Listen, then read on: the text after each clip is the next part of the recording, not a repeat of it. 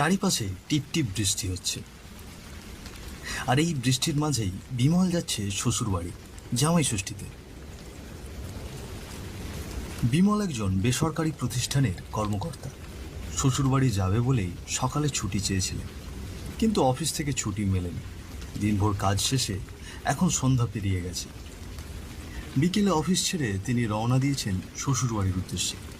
তার শ্বশুরবাড়ি কাঁচরাপাড়া চুরুলিয়া নামক একটি গ্রাম, কলকাতা থেকে 64 কিলোমিটার দূরে। চারিদিকে এখন অন্ধকার হয়ে গেছে, আকাশে কালো মেঘ, চারিপাশে বিদ্যুৎ চমকাচ্ছে, সঙ্গে ঝোড়ো হাওয়া আর টিপটিপ বৃষ্টি।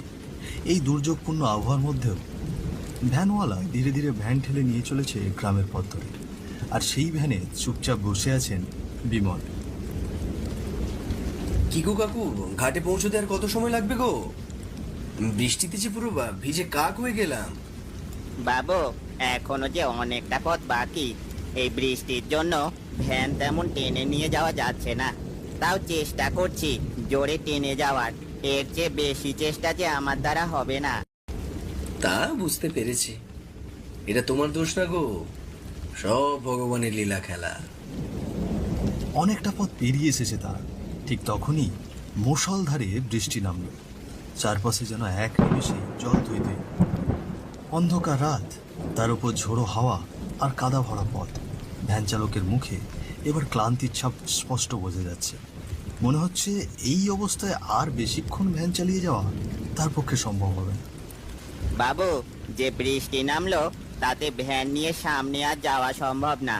নদীর ঘাটের একেবারে কাছাকাছি চলে এসেছি ঠিকই, তবে এখন একটু কষ্ট করে আপনাকে সামনে হেঁটে যেতে হবে। বিমল কিছুক্ষণ চুপ করে থাকল। চারিদিকে শুধু বৃষ্টির শব্দ, মাঝে মাঝে বিদ্যুতের ঝলক। তারপর চিন্তিত গলায় বলে উঠল, মানে আপনি আর যেতে পারবেন না বলছেন? ভ্যানের চাকা কাদায় আটকে যাচ্ছে বাবু, খুব কষ্ট হচ্ছে সামনে এগোতে। বেশ, কি আর করা যাবে। বিমল ধীরে ধীরে ভ্যান থেকে নামল। চারপাশে ঝোড়ো বাতাস, কাঁচা রাস্তা একেবারে কাদায় ভরে গেছে। তার শরীর ভিজে একেবারে চপচপ করছে। পায়ের নিচে কাদা, মাথার ওপর অঝোর বৃষ্টি।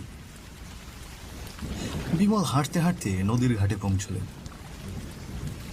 কিন্তু সেখানে গিয়ে দেখলেন আশেপাশে একজনও মাঝি নেই। পুরো ঘাট একেবারে ফাঁকা।